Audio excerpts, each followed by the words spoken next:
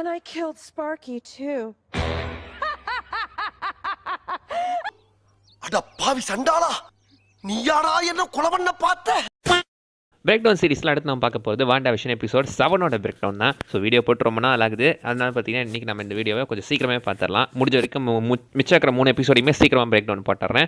And இந்த வீடியோவில் எடுத்துக்கிட்டிங்கன்னா எபிசோடோட ஸ்டார்ட்லேயே எடுத்துக்கிட்டிங்கன்னா இது எங்கேருந்து ஆரம்பிக்குதுன்னா இந்த ஹாலோவீன் முடிஞ்சா அடுத்த நாள் தான் ஆரம்பிக்குது. வாண்டா அந்த ட்ரெஸ்ஸோட தான் போய் தூங்கிட்டும் இருக்காங்க. அண்ட் அந்த பக்கம் பார்த்தீங்கன்னா பசங்க கேம் விளாடும்போது ஆரம்பத்தில் பார்த்தீங்கன்னா கண்ட்ரோலர்ஸ் ஒரு கேம் கியூப் வருது, அப்புறம் அட்டாரி ஜஸ்டிக்காக மாறி அப்புறம் யூனோ கார்டாகவே மாறிடுச்சு. இதை போய் பார்த்தீங்கன்னா அங்கே அவங்க அம்மா கிட்ட சொல்ல அவங்க அம்மா பார்த்தீங்கன்னா தூங்கிட்டு இருக்காங்க, பசங்க அமுச்சு விட்டுறாங்க. அந்த பசங்க பார்த்தீங்கன்னா அதில் நம்ம பில்லி வந்துட்டு மற்றவங்களோட அந்த ஒரு மைண்ட் வைஸாக ஒரு சவுண்டை கேட்குற மாதிரி காட்டியிருக்காங்க. லைக் எல்லாரோட சவுண்டையுமே அவனால் கேட்க முடியுது. ஆனால் ஆகத்தா கிட்ட தான் அவனால் அந்த சவுண்டை கேட்க முடியல. ஏன்னா ஆகத்தா வெளியால், அதனால் அவங்ககிட்ட தான் அந்த சவுண்டை கேட்க முடியல. அவன் பார்த்தீங்கன்னா யுவர் குவைட் அப்படின்னு சொல்லி ஆகத்தா மென்ஷன் பண்ணியிருப்பாங்க. சரி, இந்த பசங்க பார்த்தீங்கன்னா இங்கேருந்து கிளியுமே போய் வழக்கம் போல் விளையாட ஆரம்பிச்சிடுறாங்க. அண்ட் இந்த சீரிஸ் முழுக்கவே எடுத்துக்கிட்டிங்கன்னா சார் இந்த எபிசோடு முழுக்கவே பார்த்தீங்கன்னா இங்கே ஒரு ஸ்டைலை ஃபாலோ பண்ணியிருக்காங்க. லைக் அவங்க வந்துட்டு ஏதோ இன்டர்வியூ எடுக்கிற மாதிரி இந்த டிஸ்கவரி சேனல் இந்த STTV 18லாம் ஒரு ஷோ ஓடும்போது நடுவில் பெர்ஃபார்மன்ஸ் பண்ணிட்டு திடீர்னு சேரில் உட்காந்து இன்டர்வியூ கொடுப்பாங்களே, அந்த மாதிரியான ஒரு ஷோ ஆட்டம் ஓடிக்கிட்டு வந்திருக்கு.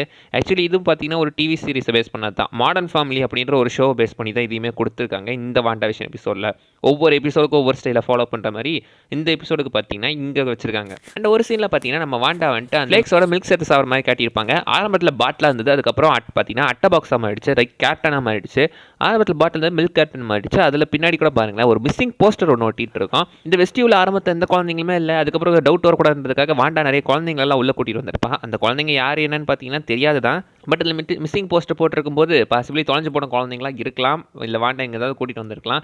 அதுக்கு பதில் சொல்லலை. பட் இது பார்த்தீங்கன்னா ஒரு மிஸ்ஸிங் போஸ்டரை காட்டியிருந்திருக்காங்க. அண்ட் இன்ட்ரோ சீனில் வர அந்த அனிமேஷனில் கூட பார்த்தீங்கன்னா நிறைய வாண்டா சம்மந்தப்பட்ட பேருங்க தான் வந்துட்டு இருக்கோம். வாண்டா தான் வந்துட்டு இருக்கே தவிர விஷனோட பேர் வந்திருக்காது. அட்லாஸ்ட் தான் வாண்டா விஷன் போய் வாண்டா அப்படின்னு போட்டிருப்பாங்க. ஏன்னா இந்த எபிசோடில் பார்த்தீங்கன்னா வாண்டா வந்துட்டு ஆல்ரெடி வாண்டா விட்டுட்டு விஷன் பார்த்தீங்கன்னா இது என்ன உண்மையை கண்டுபிடிக்க போயிட்டாங்களே. மேபி வாண்டா விஷன் மேலே ஒரு சின்ன ஒரு காண்டில் இருக்கலாம். அதில் ஒரு பாருங்களேன், பார்க்க நம்பர் பிளேட் மாதிரி இருக்குல்ல, மேலே கூட ஒரு நம்பர் இருக்குது 12/28/22 அப்படின்னு போட்டுருக்கு. வில் இது எதை குறிக்குது அப்படின்னு எடுத்துக்கிட்டிங்கன்னா வேறு யாரும் கிடையாதுங்க, நம்ம மார்வல் லெஜெண்ட் ஸ்டான்லி அவங்களோட பர்த்டே தான். December 28 அதை தான் பார்த்தீங்கன்னா இந்த இடத்துல காட்டிட்டு இருக்காங்க. அண்ட் அந்த பசங்க கூட பேசிகிட்டு இருக்கும்போது கூட பார்த்தீங்கன்னா பசங்க வந்துட்டு பேட்டுருவாங்க அப்படின்ற மாதிரி தான் கேட்பாங்க. வாண்டா பார்த்தீங்கன்னா அந்த ஆள் ஒன்றும் உங்கள் அங்கிள் கிடையாது, அந்த ஆள் பேட்டுறவே கிடையாது, நீங்கள் அந்த ஆளை பற்றி பேசாதீங்க, அவன் கூடயும் பேசாதீங்க அப்படின்னு சொல்லி உட்காந்து பேசிகிட்டு இருப்பாங்க. அப்போ பார்த்தீங்கன்னா அப்போ தான் திடீர்னு அந்த பசங்களை கூட பார்த்தீங்கன்னா கிட்டத்தட்ட வாண்டா ஒரு மிரட்டுற தோரணையில் தான் பேசிக்கிட்டு இருப்பா. கொஞ்சம் கொஞ்சமாக கரெக்டாக வரான்ற மாதிரி காட்டிட்டு இருக்காங்க போல். அவங்க பசங்களை அவளே லைட் கொஞ்சம் மிரட்டுவா. அந்த சைடில் பார்த்தீங்கன்னா டக்குன்னு ஆக்னஸுமே வந்துடுவா. நினச்ச உடனே வந்துடுறா. வீட்டு வாசல்லே வெயிட் பண்ணிக்கிட்டு இருப்பா போல் இருக்கு. நினைக்கும் போதெல்லாம் பொசுக்குன்னு உள்ள வந்துகிட்டு இருக்கா. அண்ட் அந்த பார்த்தீங்கன்னா போன எபிசோட்ல அந்த ஹெக்ஸை வாண்டா பெருசாக இருப்பாள். அந்த டைமில் பார்த்தீங்கன்னா மொத்தம் அந்த ஸ்வாட் யூனிட்டுமே அப்படியே கவர் பண்ணியிருப்பான். அந்த ஸ்வாடு மொத்தமே சர்க்கஸ் கூடாரமாக மாறிட்டு இருக்கும். சர்க்கஸ் கூடாரமே பார்த்தீங்கன்னா உள்ள இருக்கிற ஸ்வாடியன்ஸ் எல்லாமே ஜோக்கர்ஸாக மாறி இருப்பாங்க. வாண்டா இவங்களெல்லாம் ஜோக்கராக தான் பார்க்குறாளோ. அந்த பக்கம் பார்த்தீங்கன்னா டார்சியுமே செயினில் கட்டியிருக்க மாதிரி காட்டுவாங்க. போன எபிசோடில் பார்த்தீங்கன்னா டார்சியை வந்துட்டு அவள் கஃப் பண்ணிட்டு போயிருப்பாங்களா ஒரு ஸ்வாட் ஏஜென்ட். ஸோ இந்த பக்கம் பார்த்தீங்கன்னா வாண்டா வந்துட்டு டார்சி வந்துட்டு ஒரு எஸ்கேப் ஆர்டிஸ்ட் மாதிரி காட்டியிருக்காங்க. இப்போ கூட அந்த ஆர்டிஸ்ட் சீரிஸில் பார்த்தீங்கன்னா டார்சி தானே அந்த ஹவர்ட் டக் கூட முட்டை போட்டவ. இதில் பார்த்தாலே எனக்கு அந்த முட்டை ஞாபகமே வருது. ஆக்னஸ் பார்த்தீங்கன்னா அங்கேருந்து அந்த சின்ன பசங்களை எல்லாத்தையும் கூட்டிகிட்டு அவள் வீட்டுக்கு போயிருப்பா. ஸோ இன்றைக்கி வாண்டா இன்றைக்கி ஒரு நாளாவது நமக்கு கொஞ்சம் ஃப்ரீ டைம் கிடச்சிது அப்படின்ற மாதிரி பார்த்தீங்கன்னா அவள் வீட்டில் டைம் ஸ்பெண்ட் பண்ணும்போது சுற்றி இருக்கிற எல்லா பொருளுமே திடீர்னு பார்த்தீங்கன்னா உடைதான் சாய்தான் அப்படின்ற மாதிரி அந்த ரியாலிட்டி கொஞ்சம் கொஞ்சமாக கிரம்பிள் ஆகிற மாதிரி மாறிட்டு இருக்க மாதிரி காட்டுவாங்க. இதுலேருந்தே தெரியுது வாண்டா சுத்தமாக ஸ்டேபிளாக இல்லை அப்படின்னு சொல்லி.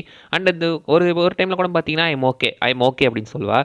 எக்ஸாக்ட்லி ஃபஸ்ட் எபிசோடில் அவங்க சொல்லுவாங்கள்ல மிஸ்ஸஸ் ஆர்ட் சொல்லுவாங்கள்ல ஸ்டாப் இட்னு, அதே மாதிரி அது ஒரு எக்ஸ்ட்ரா க்ரீப்பியான ஒரு ஃபீலை தான் கொடுத்துச்சு. இந்த சீரிஸ் முழுக்கவே இந்த எபிசோடு முழுக்கவே பார்த்தீங்கன்னா ஃபுல்லாக வந்துட்டு ஒரு டைம் க்ரீப்பியாக இருக்கும், ஒரு டைம் ஹியூமராக இருக்கும், ஒரு டைம் காமெடியாக இருக்கும், எல்லாம் கலந்து கொடுத்துருக்காங்க. அண்ட் லாஸ்ட்டாக கூட பேசி முடிக்கும் போது பின்னாடி இருக்கிறவங்க ஒரு கேள்வி கேட்பாங்க. அதுக்கு அவர் சொல்லுவாள் ஒருவேளை இதை தான் நீ டிசர்வ் பண்ணியிருக்கியோ அப்படின்னு பின்னாடி இருக்கிறவங்க சொல்லும்போது இரு நீ பேசக்கூடாது, நீ எப்படா பேசுகிற அப்படின்ற மாதிரி பார்த்தீங்கன்னா வாண்டா ஒரு டவுட்டில் கேட்பா.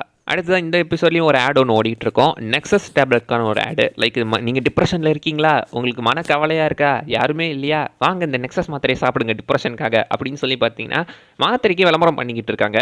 அதில் சைடு எஃபெக்ட் கீழே பாருங்களேன். நெக்ஸஸ் டேப்லெட் போட்டதுக்கு ஃபஸ்ட் டைம் இதை நோட் பண்ணும்போதே யோசிச்சேன். சைடு எஃபெக்ட் பார்த்தீங்கன்னா மோர் டிப்ரெஷனா, ஏன்னா டிப்ரெஷனுக்கு டேப்லெட் வாங்க தான் வரும், சைடு எஃபெக்ட் மோர் டிப்ரெஷனா அப்படின்னு தான் சொல்ல தோணுச்சு.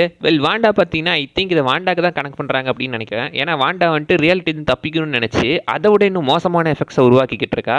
ஒரு அதை பாயிண்ட் பண்ணுறாங்களோ பாசிபிளி இருக்கலாம்.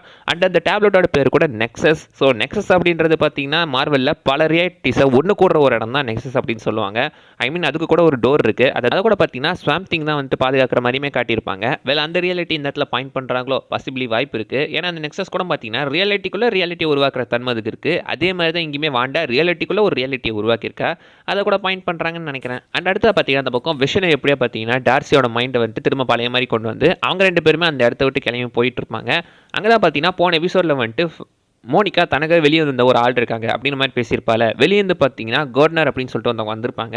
இவங்களுமே பார்த்தீங்கன்னா ஒரு ஸ்வாட் யூனிட்டை சேர்ந்தவங்க தான். அவங்க வந்துட்டு ஒரு ரோவரை கூட்டிகிட்டு வந்திருப்பாங்க. இந்த எபிசோட் ரிலீஸ் ஆகும்போது இவங்க ஃபோன் பண்ண ஆள் ரீட் ரிச்சர்ட்ஸாக இருக்கும், ஃபேண்டாஸ்டிக் ஃபோர் உள்ளே வந்துட்டாங்க அப்படி இப்படின்ற மாதிரிலாம் ரூமர்ஸ் போயிட்டு இருந்துச்சு. அதை நினைக்கும் போதே சிரிப்பாக வருது.